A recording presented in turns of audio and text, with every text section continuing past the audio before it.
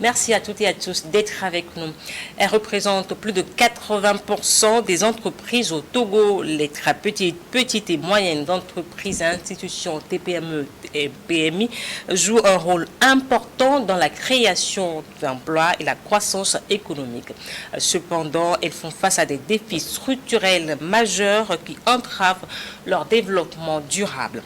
Les acteurs du secteur ont dévoilé en février dernier un document, le livre blanc des TPME. Ce recueil est le fruit d'une réflexion collective, nous dit-on. Quelles sont ses ambitions? Kokou Vignon Aboki est sur ce plateau pour aborder le sujet. Bonjour Monsieur Aboki. Bonjour. Vous êtes chef d'entreprise, vous présidez également le groupement togolais des très petites et moyennes entreprises et institutions, en abrégé TPME, PMI. C'est bien ça? GTPME, PMI, groupement togolais des petites et moyennes entreprises et industries. Et industrie. Alors, c'est inédit, un livre blanc pour votre secteur. Quel sentiment vous anime aujourd'hui après que vous soyez doté de ce document? Alors, c'est un ouf de soulagement parce que le travail aura été laborieux. Laborieux parce que nous l'avons débuté en juin 2024 et c'est une initiative qui a été portée par 15 associations effectières de TPME. Alors, c'est passé déjà par une concertation nationale. Ensuite, on a fait des consultations de terrain. On est allé à la rencontre des associations, on est allé à la rencontre des entreprises elles-mêmes. On a rencontré des institutions, autant publiques que privées. On a discuté avec les partenaires techniques et financiers. Et convenez avec moi que ce n'est pas quelque chose qui est donné de faire tout le temps. La preuve, c'est la première fois qu'on édite un livre blanc des TPME. Donc oui, c'est un soulagement et une satisfaction. Alors, vous pouvez attester aujourd'hui que toutes les entreprises, les moyennes entreprises ont été contactées. Personne n'a été laissé de côté. Je ne dirais pas toutes, parce qu'aujourd'hui, le dernier recensement fait état de plus de 100 000, 115 000 unités économiques. Alors, dans notre méthodologie, nous avons fait des ateliers régionaux auxquels nous avons convié des échantillons d'entreprises qui ont participé à ces activités-là. Donc je ne dirais pas qu'on a consulté individuellement toutes les entreprises, mais on a consulté quand même un échantillon qui me paraît significatif. Alors, dans quel contexte ce recueil a été élaboré? Alors, dans votre introduction, vous l'avez dit, les TPME représentent un nombre important d'entreprises, plus de 80 voire 90% des entreprises. Elles contribuent à 40% au PIB et à 60% en matière de création d'emplois. Et il y a un certain nombre d'actions, autant au niveau des autorités publiques que des partenaires techniques et financiers pour accompagner ces acteurs. Mais dans l'écosystème, on constate que quand bien même ces TPME sont regroupées en associations qui ont pour mandat d'ailleurs de porter leur plaidoyer, de les défendre, les actions sont dispersées. Donc à un moment, la réflexion était de savoir comment est-ce que ces associations peuvent contribuer à l'effort d'accompagnement de ce secteur-là, de ce secteur de TPME. Donc on a jugé utile que les associations se mettent ensemble pour créer une synergie d'efforts, de sorte à proposer un plaidoyer plus structuré au profit des TPME. En quelle année donc? 2024. D'accord. Donc ça a commencé justement en juin 2024 avec la première édition de la Semaine nationale des TPME, qui avait pour vocation aussi de créer un cadre privé-privé à travers on se retrouve, on réfléchit par rapport à nos défis, on fait le point et on fait des propositions d'action.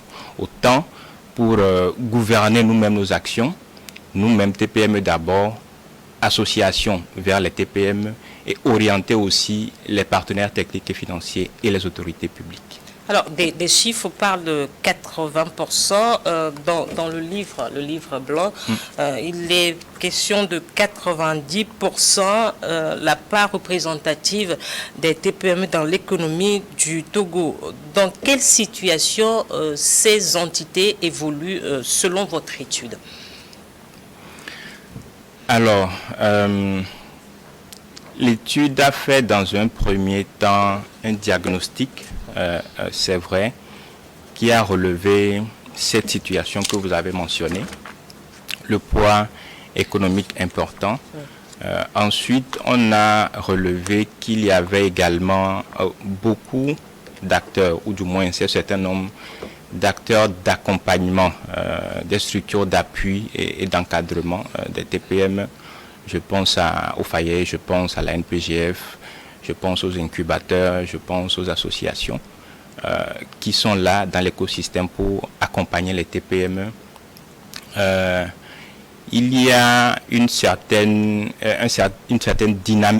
dynamisme des PTF à accompagner aussi davantage ces TPME-là. Mais le contraste, c'est que malgré cette importance numérique, je dirais que on n'arrive pas à tirer véritablement le plein potentiel de cette TPME-là. Quand je fais référence... C'est-à-dire quand même que le potentiel, il est là. Le potentiel, il est là. Le potentiel, il est là. Il s'agit juste d'activer les mécanismes qu'il faut pour en tirer le plein potentiel. Et quand je regarde un peu le recensement qui a été fait en 2018, on vient d'ailleurs de lancer une actualisation, 85% des entreprises sont informelles. Sur toute l'étendue du territoire. Sur toute l'étendue du territoire. Lorsque l'INSEAD a fait le recensement en 2018, l'INSEAD a relevé que 85% des unités économiques recensées étaient dans l'informel. Donc ça veut dire que... Est-ce qu'il y a une certaine particularité dans des secteurs comme... enfin, je vous laisse le dire, parce que c'est vous qui avez fait les études. Oui.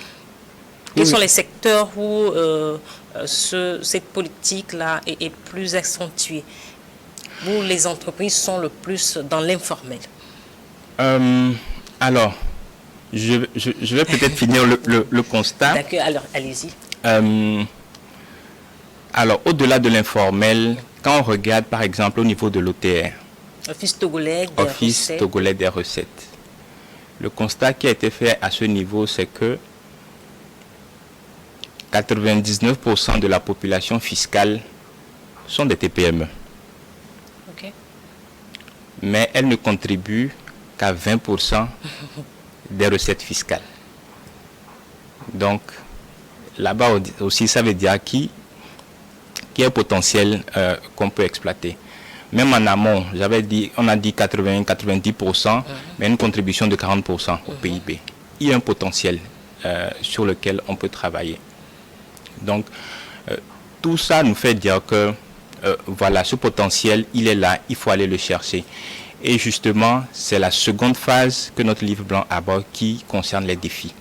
Les défis qui entravent justement cette contribution, ce développement des TPME.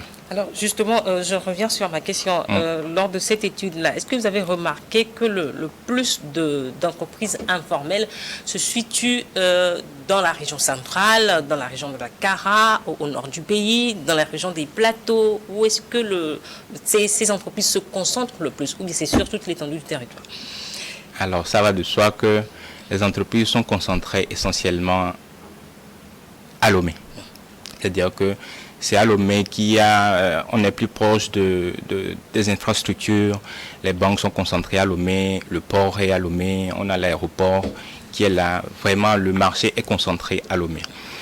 C'est vrai que les entreprises sont implantées dans toutes les régions. Donc c'est pourquoi, au niveau de la charte des TPME, il y a des recommandations en termes d'incitation aux entreprises qui s'installent en région. C'est vrai que ça reste une réforme, il reste de la mettre en œuvre, mais il y a cette vision-là d'inciter davantage les entreprises à s'installer en région. Et je pense que le Code d'investissement quand même a fait un clin d'œil à cet aspect pour encourager les entreprises, les investisseurs privés qui font de gros investissements à aller à l'intérieur. Ce qui signifie pour vous, M. Abouki, que des entreprises de la capitale ne sont pas plus à féliciter que celles qui sont à l'intérieur du pays? Absolument pas. Alors, quels sont les défis de cette catégorie d'entités, les très petites et moyennes entreprises et institutions au Togo? Nous avons essayé de regrouper ces défis. Ils sont nombreux en 6 ou 7 catégories. Alors, le plus important, c'est la gouvernance. Le premier qui véritablement entrave le développement des TPME, c'est la gouvernance. La gouvernance et l'information. Ensuite, il y a la modernisation des infrastructures agricoles. Il y a la fiscalité. Il y a l'énergie. Il y a la CNSS. La Caisse nationale de sécurité sociale. Oui. Il y a les marchés publics et il y a les débouchés. Donc c'est comme ça qu'on a essayé de structurer les défis auxquels sont confrontés. Naturellement, il y a le financement. Je m'en voudrais de ne pas l'évoquer, il y a le financement. Donc les défis liés à la gouvernance, qu'est-ce que vous mettez dans ces pratiques de bonne gouvernance pour dire que les très petites et moyennes entreprises sont confrontées à ce genre de défis? Voilà. Il y a une caractéristique particulière des TPM, surtout au niveau des nanos et des micros, c'est que quand bien même l'entité s'est formalisée, c'est-à-dire qu'elle a sa carte de CFE, au sein de l'entreprise, la gestion, elle est la plupart du temps informelle. Les processus ne sont pas clairement définis, les processus sont informels. Quand je prends par exemple les processus d'achat, les processus de production, les processus de comptabilité, ce n'est généralement pas clairement défini. Ça fait qu'il n'y a pas de traçabilité dans ce que l'entreprise fait. Au-delà, il y a une absence, on va dire, de vision de l'entreprise, ou notamment de vision sur le long terme. Généralement... Est-ce que c'est la même chose que le modèle économique? Pardon? Est-ce que c'est la même chose que le modèle économique? Non, ce n'est pas la même chose que le modèle économique. Le modèle économique, c'est plus comment est-ce que mon activité me permet de générer du cash, du revenu. Maintenant, la vision, c'est où est-ce que je suis aujourd'hui? Où est-ce que je veux être dans 2 ans? Où est-ce que je vais être dans 5 ans? Où est-ce que je vais être dans 10 ans? Où est-ce que je vais être dans 30 ans? Généralement, on n'a pas cette vision, les TPM n'ont pas cette vision-là sur le long terme, ce qui fait qu'elles se laissent surprendre parfois par l'évolution, ne serait-ce que de leur environnement, de leur écosystème. Et généralement aussi... Elles n'ont pas cette vision, ou bien peut-être qu'elles n'arrivent pas à la traduire. Moi, je me demande. Oui, dans tous les cas, quand on est une TPME, il est important de se faire accompagner.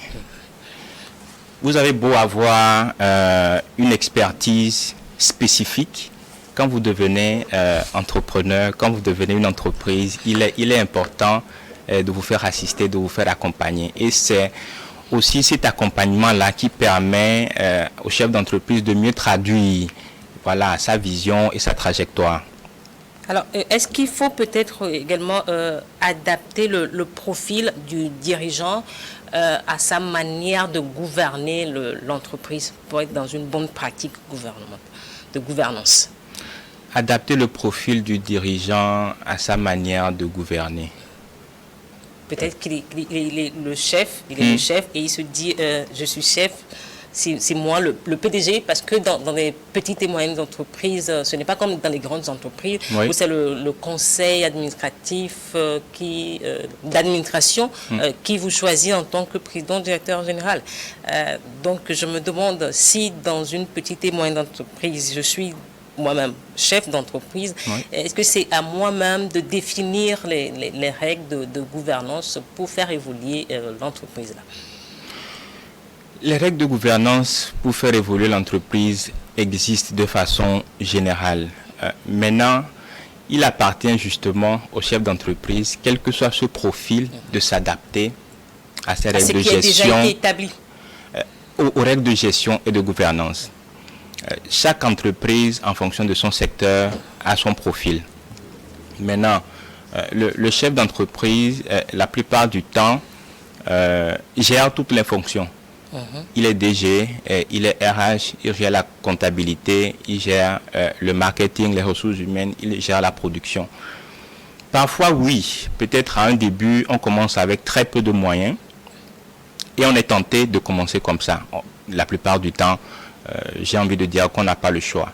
Mais le piège, c'est que quand ça commence par évoluer, on ne fait pas attention pour se démarquer. Un des pièges, c'est surtout l'investissement de démarrage dans la TPME. Généralement, ce sont les fonds propres. Et après, on va chercher du financement pour compléter en cas de besoin. Alors, ce qui se passe à un moment, quand on gère ça tout seul en tant que le roi soleil, c'est qu'on confond l'entreprise à son patrimoine personnel. Quand bien même la plupart de ces TPME-là sont des entreprises individuelles, on confond les fonds de l'entreprise à ses finances personnelles.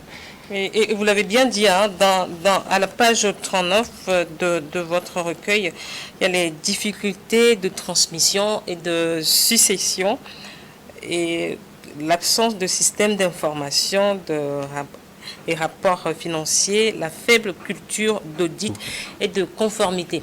À quel niveau d'âge de l'entreprise on doit peut-être exiger qu'il y ait cette culture, qu'il y ait cet audit qui est à penser à la transmission et à la succession? Idéalement, même avant la création de l'entreprise. Il faut cette culture-là avant la création de l'entreprise. Et après, il faut continuer par transmettre, par sensibiliser par rapport à ça. Sinon, on perd facilement de vue cet aspect. Et le constat, c'est aussi le taux de, ça se traduit par le taux de survie, aujourd'hui qui est à 53% des TPME. Et aussi... Expliquez-nous, c'est-à-dire... Le taux de survie, c'est dire que sur 100 entreprises créées en 2025, oui. Sur une période de 3 à 5 ans, il n'y a que 53 qui survivent. C'est-à-dire que 43, oui. Bon, 53 survivent, elles ne sont pas en bonne santé pour autant, non plus. mais elles survivent quand même. Donc c'est ce qu'une étude aussi a démontré. Tout ça est lié à la gouvernance également? Tout ça est lié à la gouvernance. En partie? Surtout à la gouvernance. Et le drame, c'est qu'aujourd'hui, une TPME, quand le dirigeant, enfin, je touche du doigt, quand le dirigeant meurt, ou le dirigeant du jour au lendemain, peut-être quitte le pays, généralement, ces TPME-là ne survivent pas. La TPME est liée à son dirigeant. Voilà. Nous allons marquer une pause pour revenir juste après le journal.